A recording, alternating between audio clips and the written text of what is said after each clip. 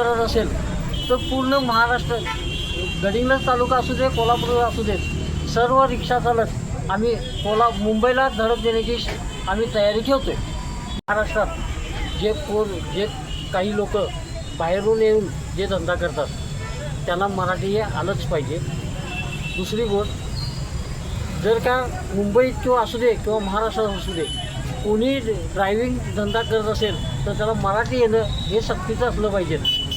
जर का मराठी येत नसेल तर त्यांनी इथं धंदा करायचा काहीही त्यांना अधिकार नाही. हे मराठी चालणार, परप्रांतीयांचा मुजरपणा चालू देणार नाही.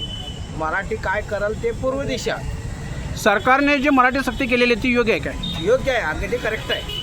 मुंबईत उत्तर भारतीय रिक्षा चालक असतील, टॅक्सी चालक असतील यांनी 4 तारखेला संप पुकारलेला आहे. कसं बघता याच्याकडं? त्या संपाला पूर्णपणे विरोध दर्शवणार आम्ही इथले मराठी माणूस. जर मुंबईत रिक्षा चालक, टॅक्सी चालकांची कमतरता भासली तर काय कराल? आम्ही इथून जाऊ शकतो मुंबईला जाऊ मुंबईसाठी. शकता? मुंबईत नागरिकांच्या सेवेसाठी जाऊ शकता? जाणार 100% जाणार. महाराष्ट्र शासनाने महाराष्ट्रातील सर्व रिक्षा आणि टॅक्सी चालकांच्यासाठी मराठी भाषा बोलणे सक्तीचे केले आहे. याला विरोध करण्यासाठी उत्तर भारतीय रिक्षा व टॅक्सी चालक संघटनांनी विरोध दर्शवला असून 4 तारखेला मुंबईत मोर्चा काढून या निर्णयाचा निषेध व्यक्त करणार असल्याचे जाहीर केले आहे. या पार्श्वभूमीवर गडिंग्लजमधील रिक्षा चालकांचे मत काय आहे हे आज सत्यवार्ता न्यूजने जाणून घेतले.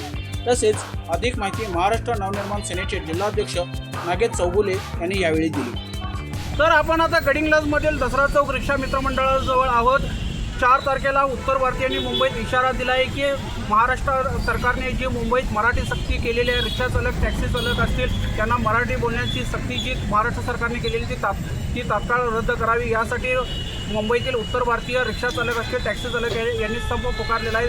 आता आपण गडिंग्लजमधील रिक्षा चालकांच्या सोबत आहोत. महाराष्ट्र नवनिर्माण सेनेचे जिल्हाध्यक्ष नागेश चौगुले आपल्या सोबत आहेत. काय म्हणतो नागेश, कसं बघता याच्याकडे? उत्तर भारतीयांनी इशारा दिलेला आहे, आम्ही मुंबईत संप करू, आम्ही मुंबईत एक रिक्षा करू देणार नाही. खरं तर मराठी भाषा, मराठी माणसं टिकली पाहिजे म्हणून महाराष्ट्र नवनिर्माण सेना आणि सन्माननीय आमचे नेते आदरणीय आमचे दैवत आदरणीय राजसाहेब ठाकरे हे लढत आहेत. गेल्या काही दिवसापूर्वी उत्तर भारतीयांनी मराठीला विरोध करत जो रिक्षा चालक असतील, टॅक्सी चालक असतील की मराठी बोलणार नाही ही भूमिका जी घेतलेली आहे. खरं तर पोट भरायला इथं येतात आणि त्यांना पोट भरत असताना त्यांना एक समजत नाही की आपण काय करतो आहे. महाराष्ट्र नवनिर्माण सेना या मराठी लोकांच्यासाठी, मराठी रिक्षा चालकांसाठी आम्ही त्यांच्या पाठीमागं खंबीरपणे राजसाहेब ठाकरे आणि महाराष्ट्र सैनिक हे उभे आहेत. 4 तारखेला त्यांनी जो मोर्चाचा विषय घेतलेला आहे, जर आम्ही आमचे नेते आदरणीय संदीप देशपांडे साहेब असतील, अविनाश जाधव साहेब असतील यांनी जी मोर्चाचं नेतृत्व करायचं की जर का 4 तारखेला एकही उत्तर भारतीय जर त्या संपात दाखल झाला तर एकही रिक्षा त्यांची रस्त्यावर सोडून येणार नाही. तशाच पद्धतीने महाराष्ट्रातले जेवढे आमचे रिक्षा चालक असतील, मग माझ्या कोल्हापूर जिल्ह्यातल्या ग्रामीण भागातल्या गडिंग्लज तालुक्यातले असतील, तर आम्ही सर्वजण या आमच्या मराठी रिक्षा चालकांच्यासाठी वेळ पडली तर गडिंग्लजमधून, कोल्हापूर जिल्ह्यातून आम्ही सर्व रिक्षा चालक हे मुंबईत दाखल होऊ आणि एकही रिक्षा या उत्तर भारतीयांच्यानी हे परप्रांतीयांचे चालू देणार नाही. या ठिकाणी या निमित्तानं मी त्यांना सूचना देतो. नागेश, तसं बघायला गेलं तर गडिंग्लजमधून शेकडो रिक्षा चालक आहेत, यांच्यासुद्धा पोटा पाण्याचा जो प्रश्न नेहमीच हे झालेला निर्माण झालेला असतो. पण ही जी मराठी सक्ती आहे ती महाराष्ट्रात लागू होईल असं वाटते आपल्याला? बघायला गेलं तर संविधानात सांगते ज्या ज्या राज्याची भाषा आहे ती राज्याची भाषा टिकली पाहिजे. त्यामुळं महाराष्ट्राची मराठीच असेल, बाकी इतर कोणतीही भाषा चालू देणार नाही असा महाराष्ट्र नवनिर्माण सेनेचा आणि संविधानाचा हे हे आहे. त्यामुळं महाराष्ट्राची मराठीच चालेल. आम्ही इतर भाषेचा विरोध नाही करत, पण निश्चित जर तमिळमध्ये तमिळ चालते तर महाराष्ट्रात मराठी का चालत नाही, गुजरातमध्ये गुजराती चालते तर महाराष्ट्रात मराठी का चालत नाही? काय यांना मराठीचा अभिमान वाटत नाही? याच्यासाठी महाराष्ट्रात ही मराठी चालेल आणि मराठी माणसासाठी, मराठी उद्योजकासाठी महाराष्ट्र नवनिर्माण सेना त्यांच्या पाठीशी खंबीरपणे उभी आहे. जे उत्तर भारतीय महाराष्ट्रात पोट भरण्यासाठी येतात त्यांचा हा मुजरपणा म्हणावा लागेल. 100% मुजरपणा आहे आणि ह्यांचा मुजरपणा महाराष्ट्र नवनिर्माण सेना मोडून काढल्याशिवाय स्वस्त बसणार नाही. तुमच्या आंदोलनाची पुढील दिशा काय? जो राजसाहेब आदेश देतील त्या आदेशाप्रमाणे आंदोलन महाराष्ट्रात दिसेल.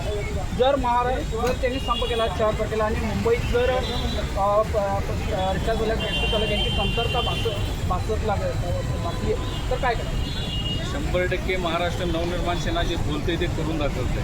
जर का त्यांनी संप केला आणि संपात ज्या ज्या रिक्षा असतील ती एकही रिक्षा मुंबईमध्ये फिरलेली दिसणार नाही, हा राजसाहेबांचा आदेश आहे.